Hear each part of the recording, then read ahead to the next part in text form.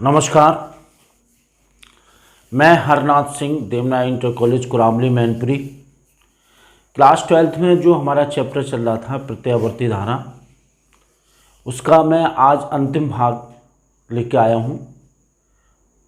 पिछले लेक्चर्स में हमने विभिन्न परपथों के बारे में पढ़ा। इस परपथ को हम शॉर्ट में LCR परपथ कहते हैं।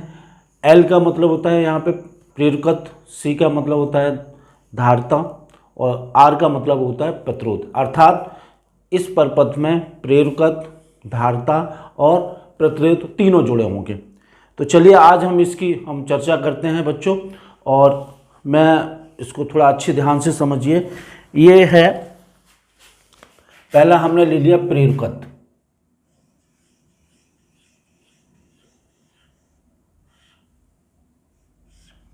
फिर ले लिया हमने संधारित धारिता के रूप में, और फिर ले लिया हमने प्रतिरोध। इसके सिरों पे हमने यहाँ पे एक स्रोत जोड़ दिया।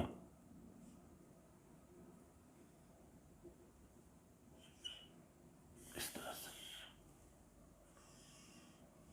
ये L, ये C, ये R, ये हमने जोड़ दिया। अब देखिए, इसमें बहने वाली धारा को हमने ले लिया I।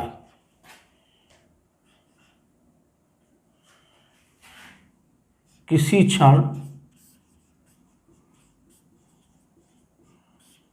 परिपथ में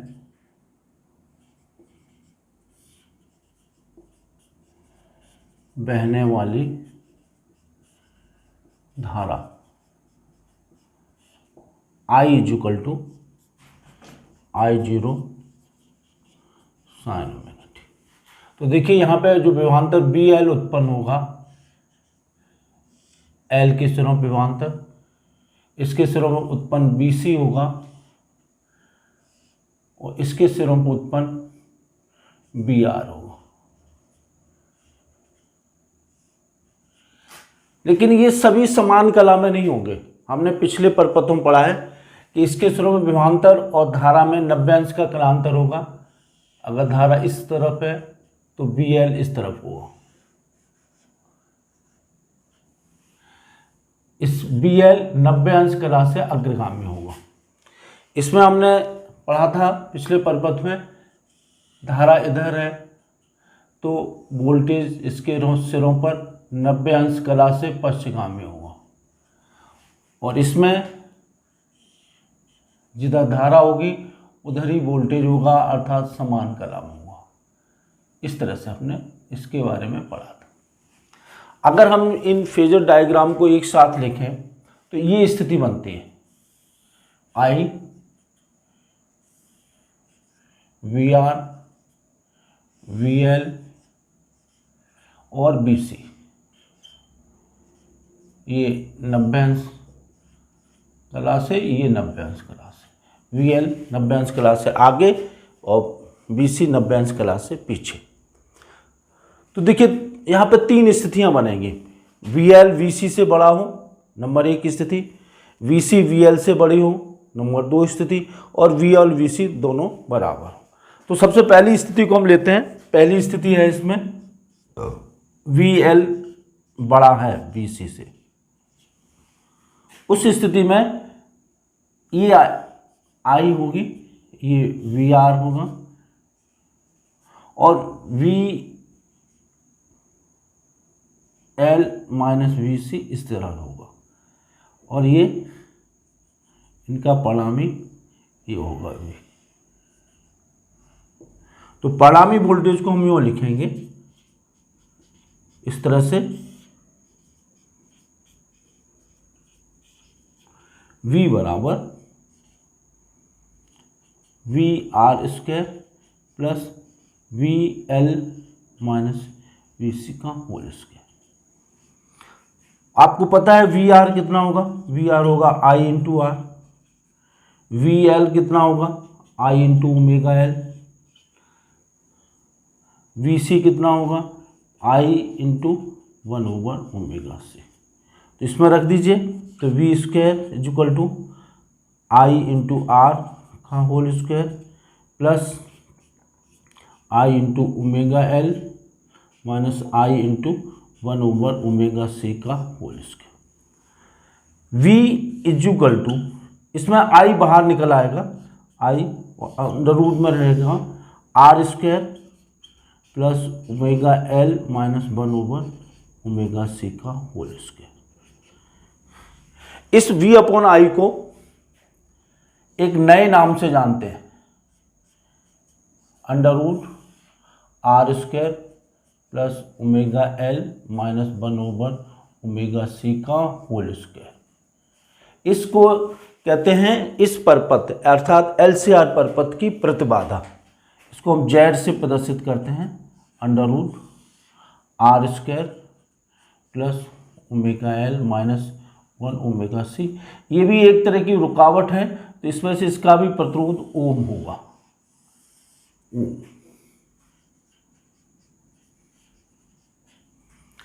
अब बात आती है जो हमारा परिणामी वोल्टेज है वो धारा से कितना आगे है पीछे। ये धारा से फाई कला से आगे है, तो ये फाई इसका कलांतर होगा। तो यहाँ से हम लिखेंगे tan phi is equal to V L minus V C upon V R. इसमें आई कॉमन आ जाएगा, तो ये होगा ओमेगा एल माइनस 1/ओमेगा सी, और यहाँ पे भी आई को हम बाहर ले लेते हैं तो आर। तो आई से आई कैंसिल हो गया, तो tan phi is equal to omega L minus 1/ओमेगा सी अपॉन आर, और phi is equal to tan inverse omega L minus 1/ओमेगा सी अपॉन आर। ये चीज़ निकल के आती है। इसके साथ साथ आप ये देखिए, इसमें जो फाई का मान होगा वो 0 से अधिक होगा और 90 से कम होगा, 90 से कम होगा। अब हमें इस परपथ में व्यय शक्ति निकालनी है, तो उसके लिए हम शक्ति गुणांक निकाल लेते हैं। शक्ति गुणांक होगा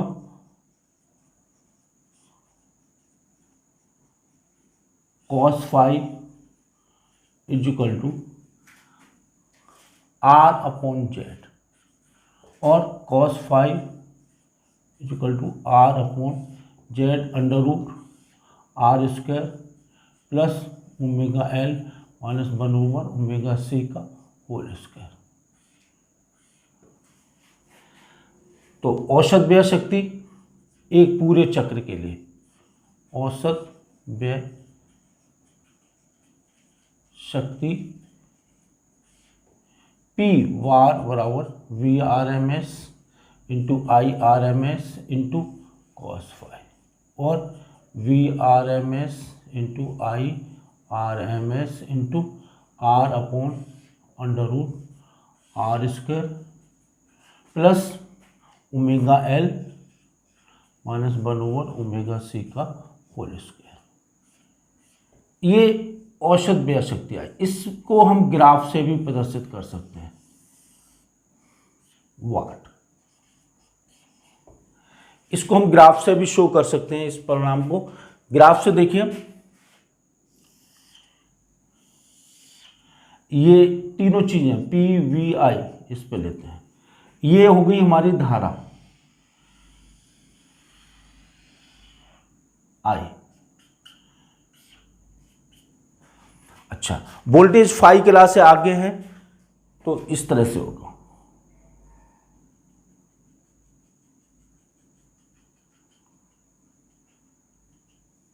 अब देखिए यहां पे दोनों धनात्मक होंगे तो P धनात्मक होगा। यहां पे एक धनात्मक एक ऋणात्मक है तो P तात्कालिक P ऋणात्मक होगा। फिर ये धनात्मक होगा क्योंकि दोनों ऋणात्मक हैं और ये ऋणात्मक होगा। तो इस तरह से आपने देखा इस परपथ में व्यय शक्ति न तो अधिकतम होगी और न शून्य होगी, बल्कि इसके बीच की होगी।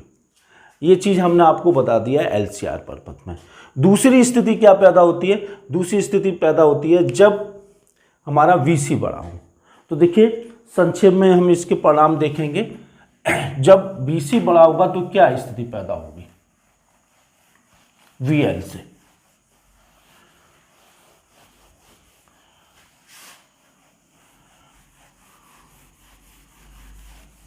देखिए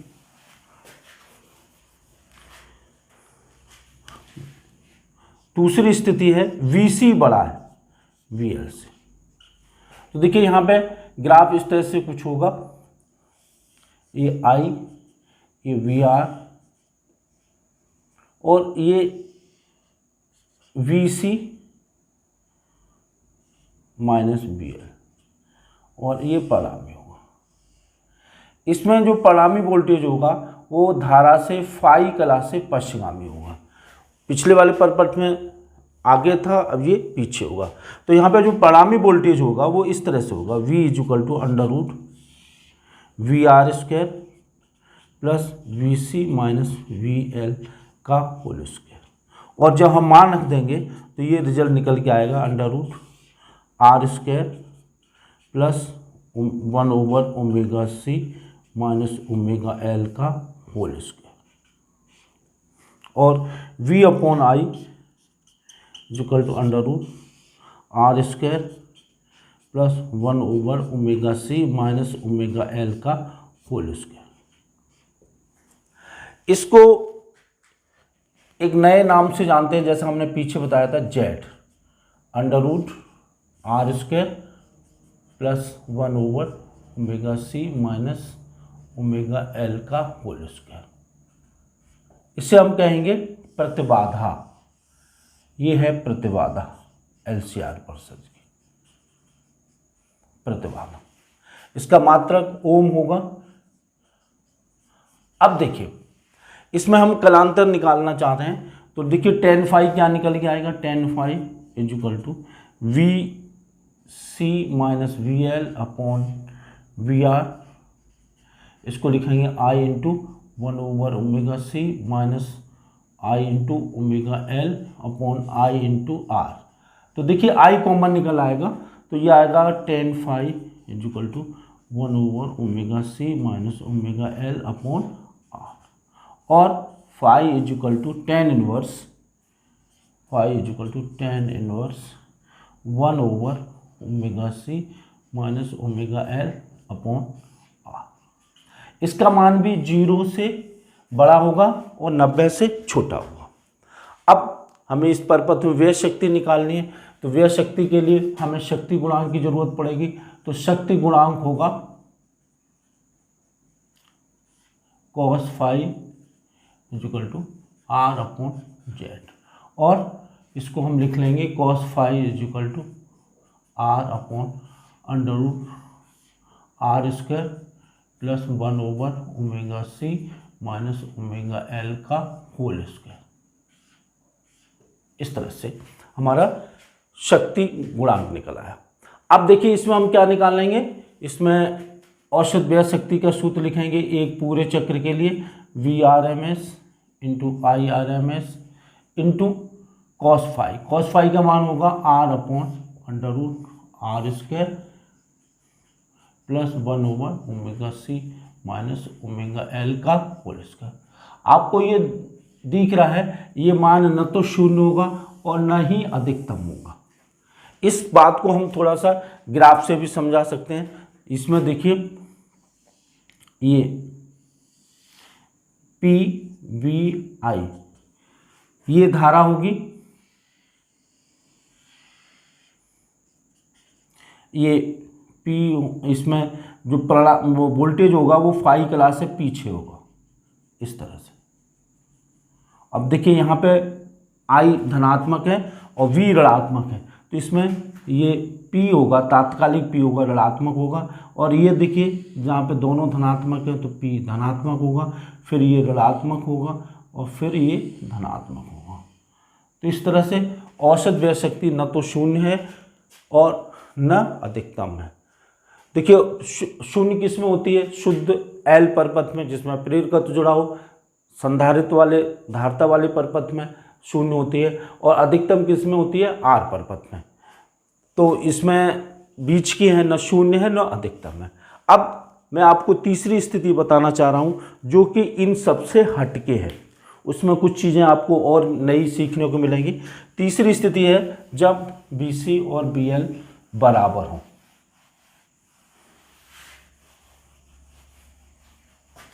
देखिए, जब BC और BL बराबर होंगे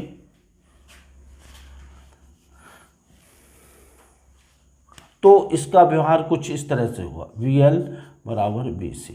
तो ये VR परिणामी वोल्टेज होगा और इसी दिशा में हमारी धारा होगी। तो परिणामी वोल्टेज होगा यहाँ पे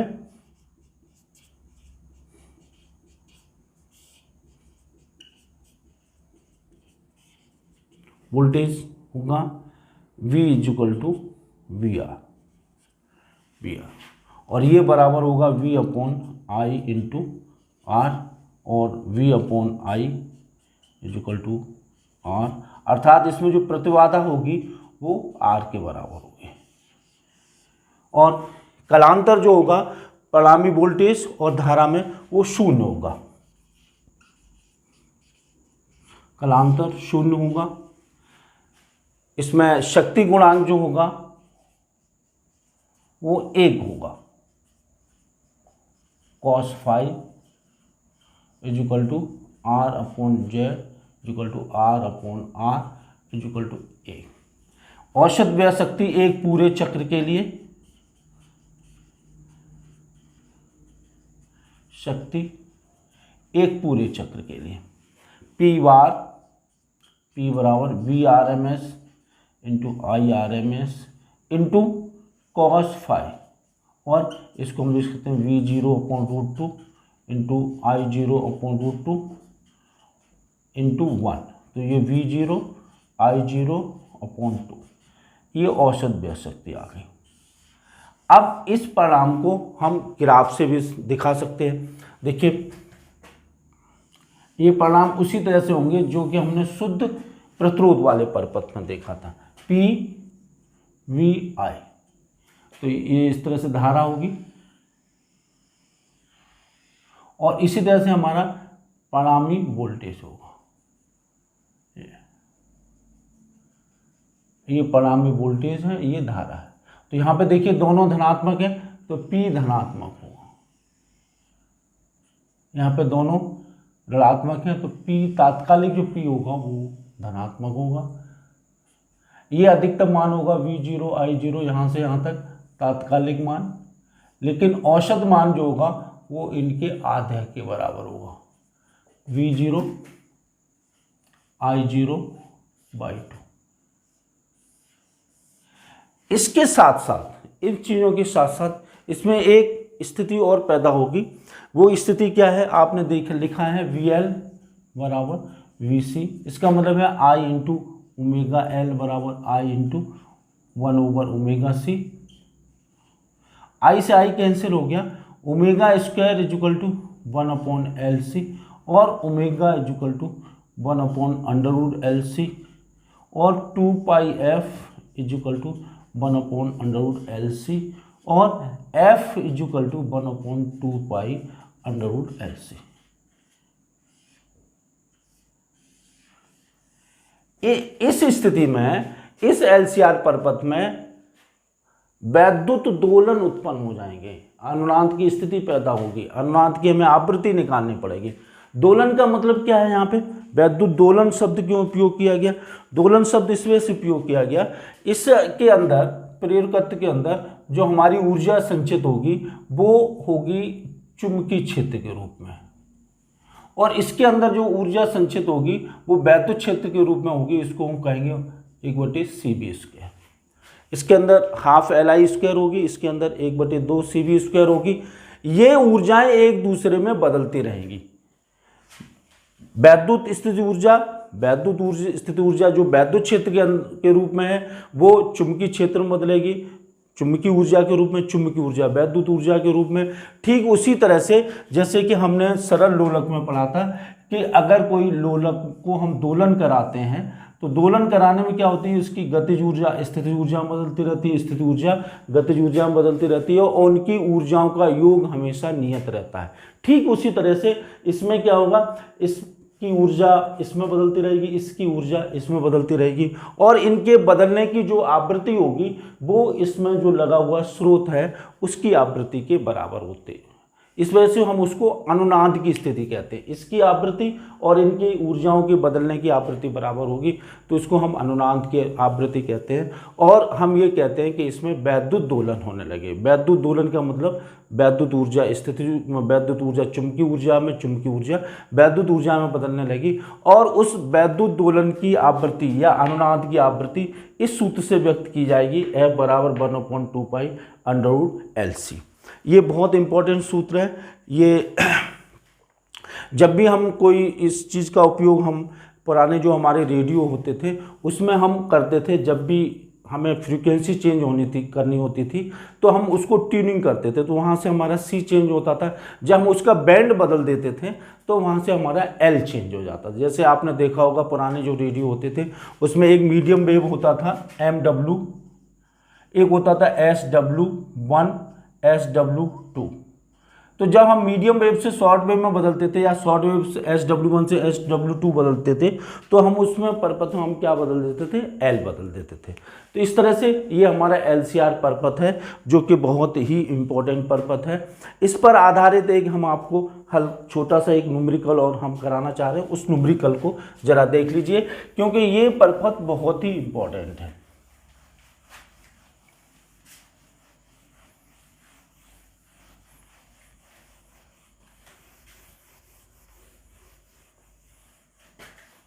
देखिए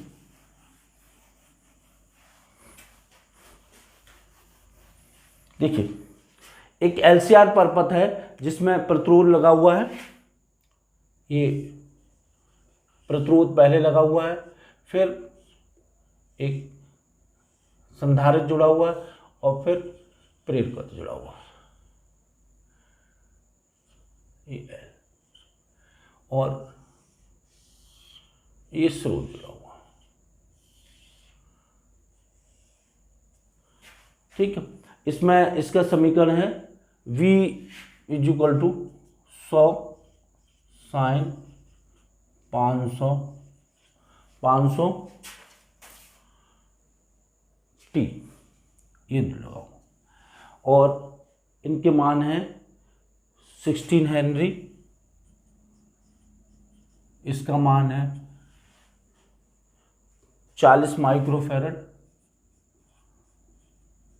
और इसका मान है 40 ओम।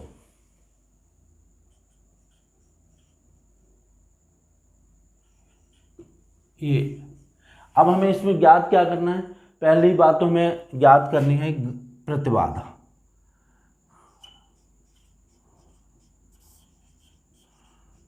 पहला नंबर एक प्रतिबाधा,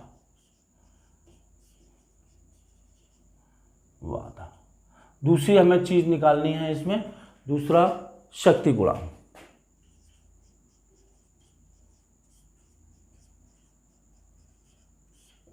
और तीसरा हमें निकालना है धारा का शिखर मान। धारा का शिखर मान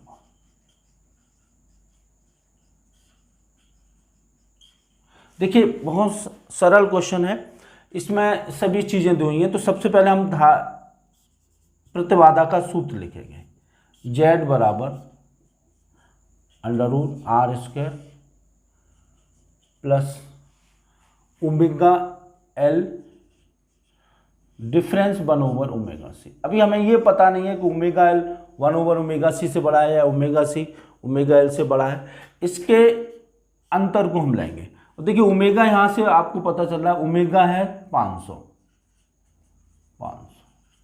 तो ये √40 का वर्ग plus omega 500 into 16 minus difference 1/40 पूरे 10⁻⁻6 इंटू 500। का होल स्क्वायर। इसको हम जब हल करेंगे, हल करने पर हमारा जो मान आएगा वो लगभग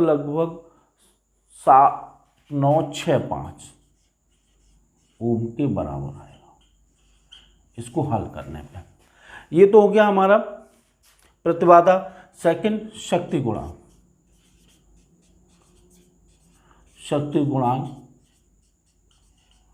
बराबर होता है cos फाई और ये बराबर होता है R/Z के। R आपको पता है 40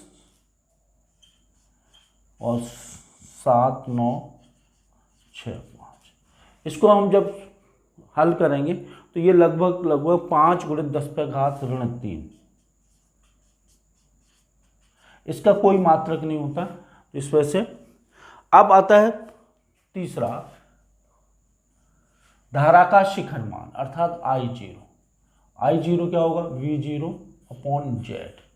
V0 है यहाँ पे 100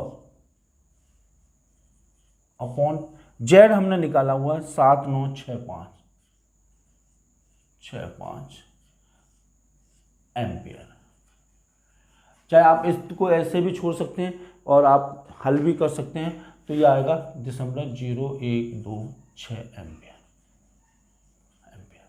तो इस तरह से हमने ये आपके सामने LCR परपथ को विवरण बताया और तीनों स्थितियां समझाई और उससे संबंधित एक आपको न्यूमेरिकल भी बताया।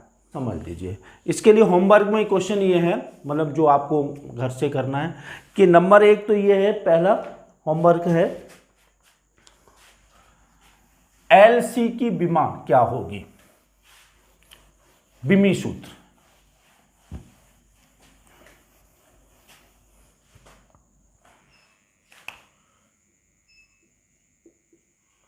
LC का विमी सूत्र, सूत्र ज्ञात करो।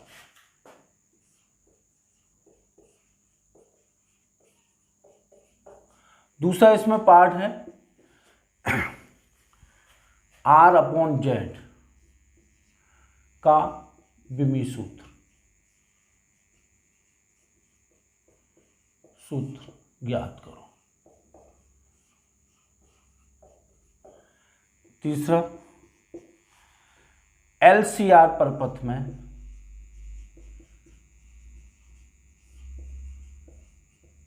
में वैद्युत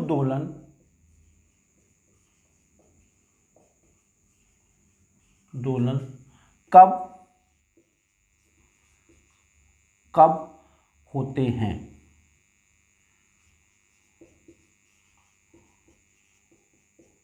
उसकी आवृत्ति का व्यंजक ज्ञात करो।